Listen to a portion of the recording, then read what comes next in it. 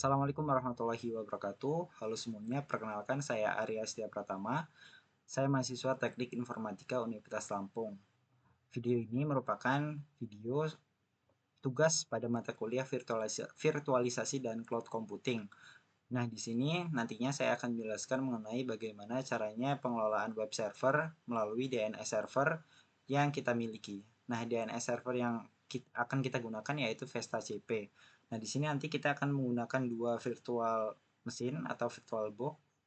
Di virtual box di sini ada dua VM-nya, virtual mesinnya. Yang pertama, oke. Nah, jadi ada dua virtual mesin. Yang pertama ini bisa teman-teman lihat ada dua, dimana yang VCC Ubuntu 1 ini nantinya akan digunakan sebagai DNS server Vesta CP, dan yang kedua ini nanti digunakan sebagai web server, dimana nanti kita akan bersama-sama mengklon suatu website dari sebuah startup di Indonesia yaitu Kopi Kenangan. Jadi nanti ketika kita mengakses kopikenangan.com di browser kita ini, nantinya akan secara otomatis tidak membuka secara langsung web dari Kopi Kenangan, melainkan web server yang akan kita buat nantinya. Oke, yang perlu teman-teman perhatikan untuk tugas kali ini yaitu untuk kedua virtual mesinnya itu harus bertipe, untuk networknya teman-teman pilih yang bridge adapter supaya nanti bisa kita akses bersama-sama seperti itu. Nah, ini juga yang Ubuntu 2 ini nanti tipe networknya bridge adapter. Oke, seperti itu. Oke, langkah yang paling penting yang perlu teman-teman lakukan yaitu mengetahui IP address dari jaringan kita sekarang. Nah, teman-teman bisa buka CMD. Teman-teman ketikkan ipconfig.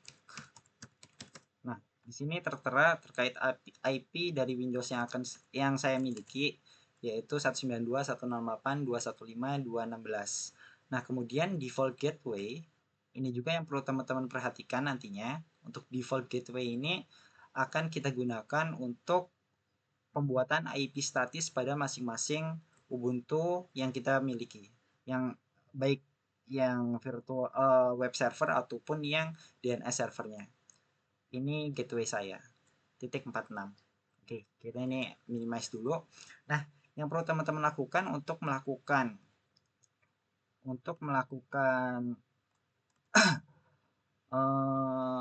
membuat IP statis pada masing-masing Ubuntu server ini, Ubuntu server. Nah, teman-teman yang perlu lakukan yaitu menuju ke directory file bernama cd. Oh, sebelumnya kita ini karena tadinya sudah saya sunting atau sudah saya edit, sudah menggunakan IP statis, IP config. Nah, ini sudah saya setting ke 192.168.215.18. Nah, yang begitu juga yang ini ketika kita ifconfig. Nah, ini sudah setting ke IP statis juga. Nah, bagaimana cara menyetingnya? Teman-teman bisa menuju ke directory cd -etc /etc/netplan. Nah, kita coba cek direktorinya. Nah, ini untuk installer config YAML-nya kita buka menggunakan nano. Oke. Nah, yang perlu teman-teman isi yaitu terkait penyuntingan IP statis pada masing-masing Ubuntu server yaitu seperti ini. Coba kita buka satunya juga. Kita buka nano.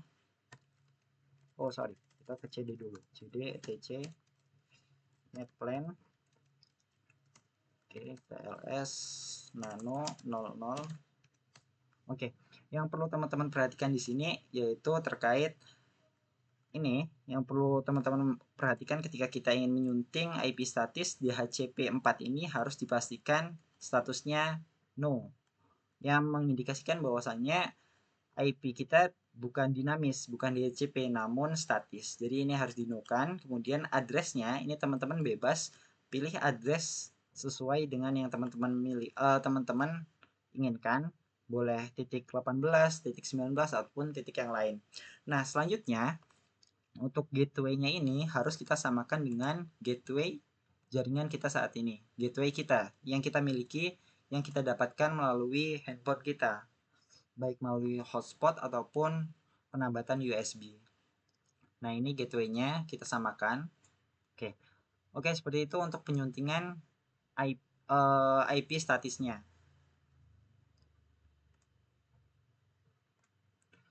Baik, selanjutnya setelah kita mengkonfigurasi dari IP statisnya, jangan lupa kita mengaktifasi IP statisnya dengan cara seperti ini. Nah, ini kita keluar dulu dari editor nanonya, ketik Ctrl O, ketik Enter, dan ketik X. Nah, sudah. Selanjutnya yang perlu kita lakukan untuk memastikan bahwasannya IP kita ini sudah statis, kita bisa untuk cek di bagian ini. Kita aktifkan terlebih dahulu. Menggunakan sudo netplan apply. Sudo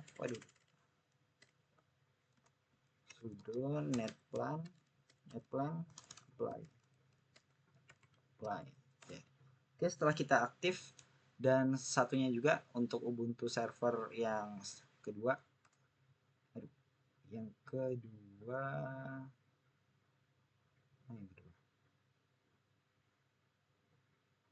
Nah, kita netplan aktif juga. Ini kita keluar dulu, kita enter, kita exit, kemudian sudo netplan apply. Oke, selanjutnya yang perlu teman-teman ketahui, karena masing-masing fungsi dari virtual mesin yang kita miliki, yang pertama ini sebagai DNS server, yang kedua ini web server, tentunya untuk yang web server ini harus terinstall dengan Vesta CP untuk pengelolaan domain name sistemnya, domain name ya servernya. Nanti nah selanjutnya untuk yang VCC Ubuntu 2 ini harus terinstall LAMP, Linux Apache 2, LAMP, Apache 2, SQL, MySQL, dan PHP. Nah, untuk melakukan instalasinya, teman-teman bisa cari sumber lain seperti tugas-tugas sebelumnya, tugas terkait instalasi Vesta CP dan si LAM-nya. Nah, coba kita lakukan ping. Antar keduanya apakah sudah bisa terhubung satu sama lain. Coba kita ping dari Ubuntu 1 ping ke Ubuntu 2. Kita ping 192.168.215.19. Kita lakukan ping. Oke, sudah terhubung ya. Pingnya sudah masuk, sudah terkirim dan menerima. Nah, oke, yang perlu teman-teman lakukan selanjutnya yaitu membuat name server. Mengkonfigurasi dari si Windows-nya ini untuk domain name servernya kita arahkan ke domain name server yang kita miliki. Kita menuju control panel, selanjutnya kita ke network and internet, selanjutnya kita ke network and sharing center, kita pilih internet yang kita gunakan, kita ke properties, selanjutnya kita ke internet protocol version 4 TCP IPv4 ini, kita klik 2 kali saja.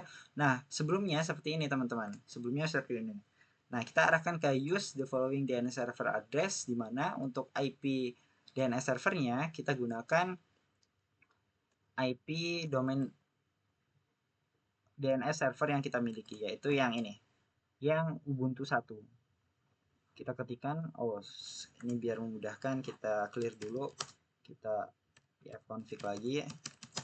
Nah, itu ya, 192.168.215.18. Oke, kita klik OK saja, kita OK lagi, ini kita close saja, terus yang network ini juga kita close. Nah, selanjutnya coba kita tes apakah domain name server yang telah kita buat, DNS yang kita buat bisa kita akses. Kita menuju ke browser Windows kita ketikkan 192 IP dari DNS yang kita miliki, kita ketikkan 192.168.215.18. Nah, kita gunakan port 8083 sesuai ketika kita instalasi Vesta CP-nya. Oke, sudah. Kita loginkan akun yang kita miliki. Ini saya loginkan. Oke, login. Selanjutnya yang perlu teman-teman buat adalah domain dari si website yang akan kita clone. Kita mengarah ke ini dari sini. Selanjutnya kita ke ini kita hapus dulu. Nah, biar ke home-nya. Oke, kita ke DNS. Nah, tadi ini sudah saya coba tes dulu. Nah, kita coba delete dulu ya, biar kita tahu bagaimana cara proses pembuatannya. Nah, ini kita ke add DNS domain, kita ketikkan copy kenangan.com. Untuk IP address-nya kita samakan untuk si web server yang kita buat di 192.168 ifconfig 192.168.192.168.215.19. Oke, kita samakan ya teman-teman, kita add. Nah, sudah berhasil. Nah, selanjutnya yang perlu teman-teman buat yaitu, oh ya, terkadang ketika kita menginstal Apache kemudian Apache, MySQL dan PHP, terkadang tidak secara default akan menambahkan file bernama info.php. Nah, mungkin terkadang harus kita tambahkan secara manual. Coba kita cek terlebih dahulu ya. Kita ke cd/var/www/ kita ke /html. Oke. Nah, bisa teman-teman lihat di sini. Nah, ada dua, yaitu index.html. Jadi nanti ini tampilannya ketika kita membuka copykenangan.com-nya tidak menggunakan /info.php. Nanti akan terbuka indeks HTML-nya. Nah, seperti ini. Nanti akan menampilkan terkait informasi Apache 2-nya. Nah, akan berbeda ketika kita nantinya akan mengakses info.php-nya. Kita coba, tadi kan sudah saya tambahkan nih info PHP-nya. Nanti mungkin kalau defaultnya teman-teman ketika menginstal Apache 2-nya itu tidak terdapat info PHP, itu bisa teman-teman tambahkan sendiri dengan cara nano info.php. Nah, ini bisa teman-teman tambahkan ini teks seperti ini, sintaks seperti ini, PHP tanda tanya tanda kurung siku ke kanan seperti ini, tanda tanya PHP info tutup kurung buka kurung tutup kurung titik koma tanda tanya tutup kurung siku, seperti itu. Oke, kita exit, kita clear kembali biar tampilnya bersih saja. Coba kita cek lagi ya IP-nya ya, IP config. Oke, nah ini oke, sebelumnya kita coba dulu, kita tidak menggunakan domain yang telah kita buat tadi. Tadi kan kita sudah buat domain nih, tapi kita coba dulu, kita nggak pakai domain untuk mengakses web server kita. Kita pakai IP-nya dulu. Coba kita ketikkan 192, nah ini kan 19 nih, 192.168.215.19. Nah, ini tampilan web server, halaman utamanya yang telah saya buat tadi menggunakan Apache 2. Nah, selanjutnya coba kita akses info.php-nya. Nah, akan tampil terkait info PHP dari PHP yang saya miliki di Ubuntu server yang kedua yang digunakan sebagai web servernya. Nah, coba kita sekarang menggunakan domain servernya dia yang telah kita buat. Copy kenangan.com. Nah, seharusnya ini kan mengarah ke website copy kenangan yang aslinya yang ada di internet. Tapi ketika kita menggunakan jaringan ini dan default gateway DNS servernya kita ubah ke DNS server yang kita miliki, maka copy kenangan ini ketika kita akses akan menampilkan halaman web Apache 2 tadi. Nah, seperti ini. Nah, coba kita akses info PHP yang telah kita buat. Info.php-nya. Nah, akan tertampil seperti ini. Oke, mungkin seperti itu saja terkait bagaimana sih cara pembuatan dan ataupun cara pengelolaan DNS server dan web server yang bisa teman-teman buat. Nah, coba kita buktikan ya. Ketika ketika DNS servernya yang kita gunakan itu bukan DNS server yang telah kita buat. Kita ke control panel dulu, kita ke network and internet, kita salah. Oh ya, nggak apa-apa. Nah, sini properties. Nah, coba kita untuk DNS-nya kita obtain DNS server address automatically. Jadi nanti dia langsung mengarah ke si, coba kita copy kenangan. Nah, ini masih saja. Nah, kenapa masih saja seperti ini? Walaupun DNS-nya sudah kita ubah karena dalam satu jaringan komputer, jaringan internet yang dimiliki oleh web server ini, dua Ubuntu server ini dan Windows kita itu sama. Namun akan berbeda ketika nanti berada di jaringan yang berbeda. Nanti dia akan mengarah langsung ke sini. https copy kenangan https yes / copy kenangan. Nah, seperti ini. Ini ketika menggunakan benar-benar HTTPS. Karena apa bedanya antara kopi kenangan yang asli dan kopi kenangan yang kita miliki? Itu perbedaan utamanya itu web server yang kita miliki itu belum memiliki SSL. Jadi ketika kita mengetikkan https copy kenangan.com itu tetap mengarah ke kopi kenangan yang asli. Namun akan berbeda ketika kita ketikkan HTTP saja. Nah, ketika HTTP saja, http kopikenangan.com akan mengarah ke sini. Tapi ketika HTTPS, maka akan ke kopi kenangan yang asli. Karena apa? Karena kopikenangan.com yang kita buat ini belum terinstall SSL-nya. Itu salah satu pengaman. Nah, perbedaan website yang menggunakan SSL dan tidak kan perbedaannya di sini HTTP. Ini kalau HTTP biasa dia belum menggunakan SSL. Namun ketika menggunakan SSL dia HTTPS. Nah, begitu. Tapi domainnya sama kan ya, kopikenangan.com. Oke. Mungkin seperti itu saja yang bisa saya jelaskan. Kurang lebihnya saya mohon maaf. Saya Ri, wabillahi taufiq wal hidayah. Wassalamualaikum warahmatullahi wabarakatuh.